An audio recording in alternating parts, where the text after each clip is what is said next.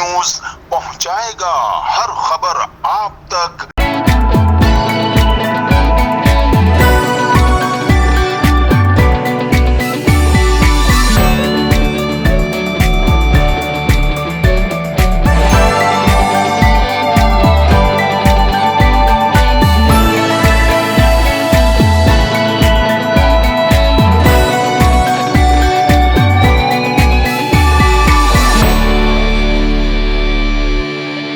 नाज़रीन, मैं हूं असलम खान और आप देख रहे हैं CNBC सिटी में। इस वक्त मैं मौजूद हूं गुलशन इकबाल में, जहां पे कराची ग्रैंड एलायंस की तकरीब मुनक्किद की, जिसमें मेहमान ग्रामी हमारे साथ बाबर अब्बासी साहब मौजूद हैं। सर, क्या कहेंगे कराची एलायंस जो यहाँ पे मुनक्किद किया इनकी तकरीब, इसके बारे में क्या कहेंगे? मैं समझता हूँ, देखें मसला ये है असलम भाई कि हमारे यहाँ जितनी सियासी पार्टियाँ थे उन्होंने आज तक मायूस ही किया अवाम को। मैं समझता हूँ कि किसी न किसी को निकलना पड़ेगा पूरे मुल्क के लिए, ताकि वो इस आने वाली नस्ल, कम से कम हम तो तबाही की तरफ चले गए हैं, लेकिन नौजवान नस्ल को कोई सीधा रास्ता दिखा दे। मैं समझता हूँ कराची एक वो पढ़ी लिखी जगह है, शहर है पढ़े लिखों का, कि जहाँ से ही आवाज़ बुलंद की जाएगी। मैं समझता हूँ कि इंशाअल्लाह अल्लाह ने चाहा तो जिस तरह ये कराची अलायंस बनाया गया है, इस तरह दीगर और जमातों की ज़रूरत है जो नई जमातें कराची में हैं और लोगों का ख्याल रखें। देखें, कराची की बहाली होगी तो सारा मुल्क ठीक हो जाएगा। सर, 18वीं तरमीम की आपने बात की, जो कराची के दावेदार तंजीम है उसने भी उसमें बैठ के साइन किए, और रहा कोटा सिस्टम, वो भी आज तक ख़त्म नहीं हुआ। तो क्या कोटा सिस्टम और ये असलम खान साहब सही कराएंगे आप लोग मिलकर? देखिए, मैं समझता हूँ कि कराची की जो बड़ी तंजीमें हैं या जो वो लोग हैं, जब उनकी जेब गर्म हो जाती है सब पार्टियों की, तो वो कराची को भूल जाते हैं। अफसोस से कहना पड़ता है कि कराची को भूल जाते हैं। कराची में वही आदमी चाहिए होगा जो दयानतदार, ईमानदार, लोगों के साथ चलने वाला हो, चाहे मीडिया हो, चाहे सियासतदान हो, चाहे समाजी लोग हों, वो ईमानदारी के साथ इस कराची के साथ तावन करें। कराची उनको आसमान पे पहुँचा देगी। जो जनाब, मेरा मोहम्मद जावेद असलम हाशमी नाम है, मैं मॉडर्न पाकिस्तान मूवमेंट का चेयरमैन हूँ, और मैं 18वीं तरमीम को जो है ना कराची की तबाही बर्बादी का जो है ना अलामत समझता हूँ। ये तमाम जुल्म नाइंसाफ़ी की जड़ है। जब तक 18वीं तरमीम ख़त्म नहीं होगी, कराची के लोगों को हुकूक नहीं मिलेंगे। लोगों को समझना चाहिए कि ये 18वीं तरमीम से सूबे को हुकूक नहीं मिले हैं, लोगों के साथ नाइंसाफ़ी हुई है, और चप्पे चप्पे पे जो है ना ये 18वीं तरमीम के ज़रिए कब्जा कर लिया गया है, और राख एजेंटों को बैठा दिया गया है। जो मुहब्बे वतन लोग हैं उनको जो है ना दीवार से लगा दिया गया है। लिहाजा जो है ना जब तक 18वीं तरमीम ख़त्म नहीं होगी तो कराची के लोगों को हुकूक नहीं मिलेंगे।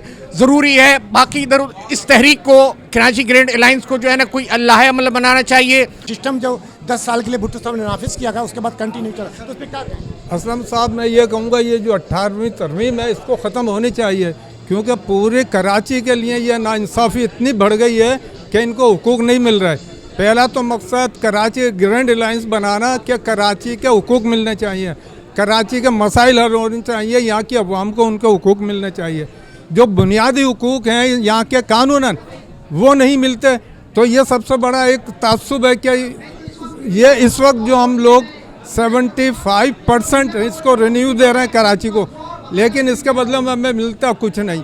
अब आप ये देखें नाइंसाफ़ी के आप जो भी आता है वो टैक्सों पे टैक्स लगाता है, जो कि ये नाजायज़ टैक्स है, और इतने टैक्स बढ़ गए कि अवाम को रोटी भी नहीं मिल रही है। अब रोटी पे मैं इतना कहना चाहूँगा 2 लाइन कि हमारी सिस्कियाँ भी छीन लेते हैं, हमारी इचकियाँ भी छीन लेते हैं, कर्जा वो हमारे नाम पर लेकर हमारी रोटियाँ भी छीन लेते हैं। डॉक्टर साहब, आप भी एक बड़े दौर देखें सियासी व समाजी, और आप ग्रांड एलायंस के भी जिम्मेदारान, तो क्या कहेंगे असलम खान साहब, उन कुव्वतों का मुकाबला कर सकते हैं जो आजकल चल रहा है? देखिए, उम्मीद है और उम्मीद पे दुनिया कायम है असलम। बात ये कोई ना कोई तो निकलेगा। जिस तरह मसाइल बढ़ते जा रहे हैं, जिस तरह ज़्यादतियाँ, जुल्म बढ़ता जा रहा है, पूरे शहर माफिया के हाथ में है।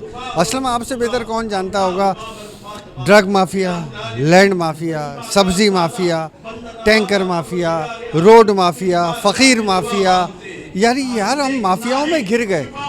आपने हद कर दी। अभी आप एक साहब कह रहे थे 18वीं तरमीम के बारे में, 18वीं तरमीम तो प्योरली ज़हर कातिल है यार। आप ये देखें, कल मुझे एक साहब मिले, कहने लगे कि मुझे वाटर बोर्ड में नौकरी मिल गई, महाजिर थे। मैंने कहा अच्छा भाई, कौन सी पोस्ट पे? कहने लगे यार कौन सी, नायब कासिद की मिली है। मैंने कहा नायब कासिद की? 4.5 लाख में नायब कासिद? कहने लगे भाई यही मिल गई बड़ी बात है। तो मुझे इतना अफसोस होता है कि हमारे इस पीपल्स पार्टी ने 14-15 साल दौर में जो ज़्यादतियाँ कराची वालों के साथ की, उर्दू बोलने वालों के साथ की, यार अभी आप शहर को देखो, जंगल का राज है असलम। चिंचियाँ वाले, वो जिनके दाढ़ी मूछें नहीं है, वो लड़के आके चिंचियाँ चला रहे हैं और आपको इतना बेइज्जत किया जाता है। अपनी मर्ज़ी से किराया मांगते हैं, एक स्टॉप के 40 रुपये, औरतों को बेइज्जत करते हैं, बूढ़ों को बेइज्जत कर रहे होते हैं। यार जुल्म की इंतहा है।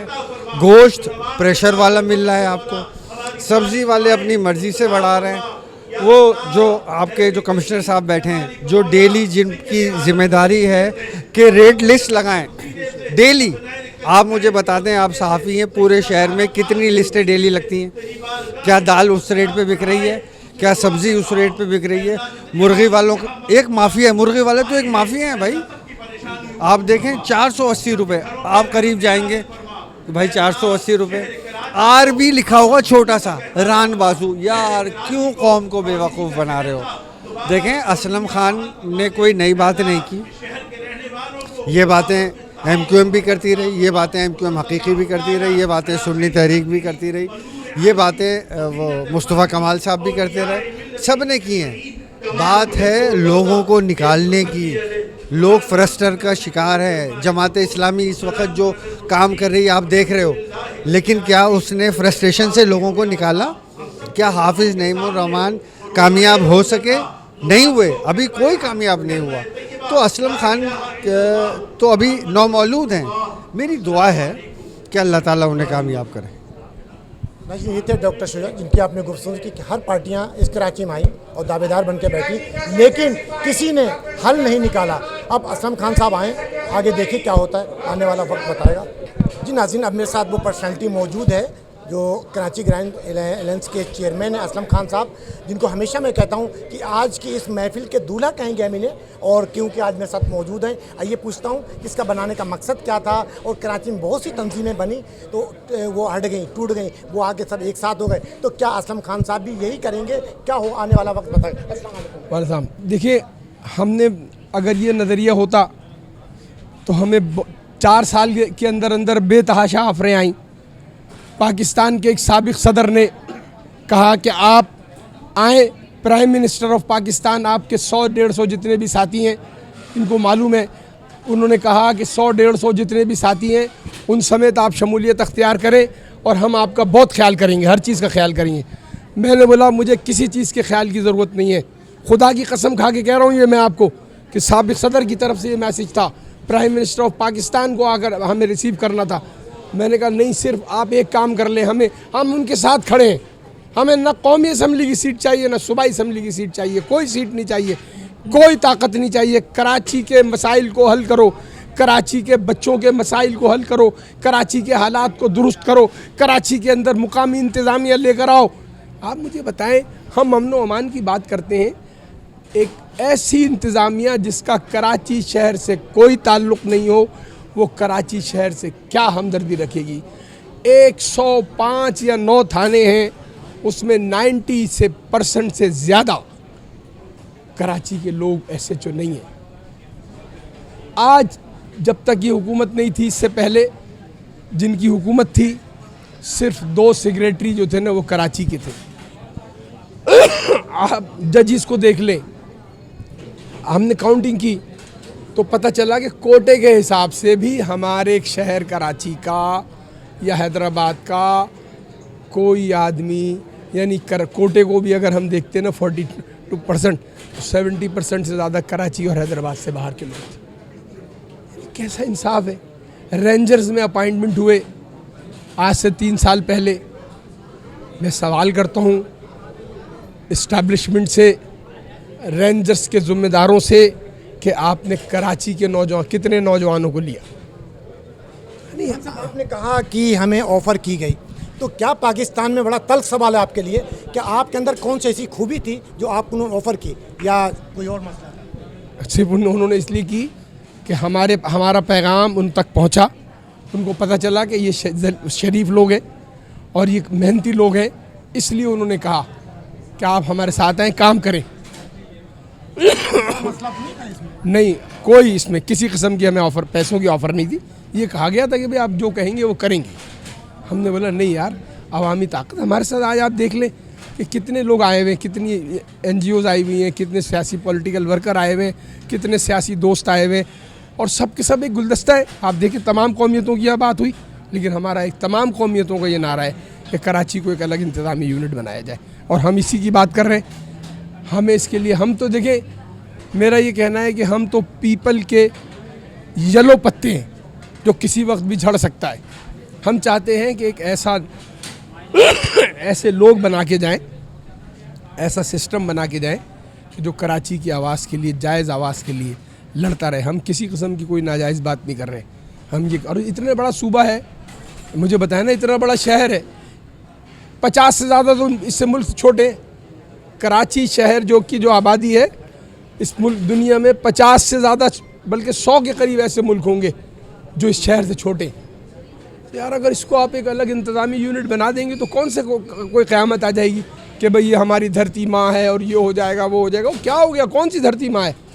कराची तो पहले शामिल ही नहीं था, फिर तो बॉम्बे शामिल था। बॉम्बे को मांगो। सवाल है, वो कहते हैं कि हम अपनी लाशों से गुजरने देंगे जब इसके बाद होगा, तो आप कैसे मुकाबला करेंगे उन लोगों का? हम क्यों लाशों से गुजरने देंगे यार?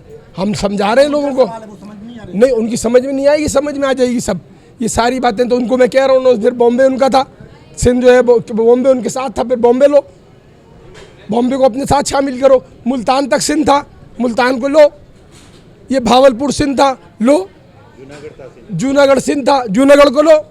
सिर्फ हमारे पर आवाज़ बुलंद कर रहे हो। बोलो ना बॉम्बे हमारा है, हम बॉम्बे के लिए जान लड़ा देंगे। बोलो जूनागढ़ हमारा है। आज हमारे लिए बात करते। ये तो हम एक मुआहदे के तहत आए थे, नेहरू लियाकत पैक्ट के तहत, कि जिसके तहत हमारी जो ज़मीनें हैं वो हम छोड़ के आए थे। हम अपनी ज़मीनें छोड़ के आए थे, उसके एवज़ हमें ज़मीनें मिलनी थी जो हमें नहीं मिली तो है, लेकिन वो तो आपकी कब्जा हो गई सारी। मैं कहता रहा हूँ कि नहीं मिली। अगर सिर्फ उसकी ही काउंटिंग शुरू कर दें, अगर हम उसकी ही काउंटिंग शुरू कर दें तो आधा सिंध हमारा है, इंटीरियर के अंदर ज़मीनें हमारी है। ये ना कहें ये वो शहर था जिसमें 40% हिंदुओं का कोटा था, हिंदू असेंबली के अंदर आते थे। हम लोग तो यार, हम तो भाई भाई हैं। आप कह रहे हैं हम लाशें गिरा देंगे, यूँ कर देंगे, वैसा कर देंगे। क्यों गिरा देंगे लाशें? अगर आप लाशें गिराने की बात करेंगे तो हम भी करें क्या? हम नहीं करेंगे।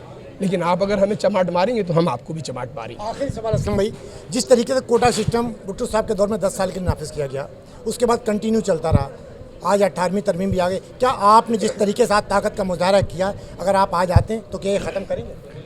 हम तो इसके लिए आवाज़ बुलंद कर रहे। कोटा सिस्टम ख़त्म होना चाहिए, मेरिट पर नौकरियाँ मिलनी चाहिए। अच्छा, मेरिट पर जो है ना, मेरिट पर कोई ये नहीं कि खाली महाजरे ले लेंगे, सिंधी भी मेरिट पर बहुत सारे मौजूद हैं। 18वीं तरमीम ख़त्म होनी चाहिए। 18वीं तरमीम पाकिस्तान को बचाने के, जो पाकिस्तान को तबाह करने के लिए जो 18वीं तरमीम बनाई गई, ये भी ख़त्म होनी चाहिए। हम तो ये भी कहते हैं कि जब तक मुल्क में इंसाफ नहीं मिलेगा लोगों को, इस शहर में आप देखें 48-50 हज़ार बच्चा मैट्रिक पास करता है। आपको पता है कॉलेज, गवर्नमेंट कॉलेजों में कितनी सीटें?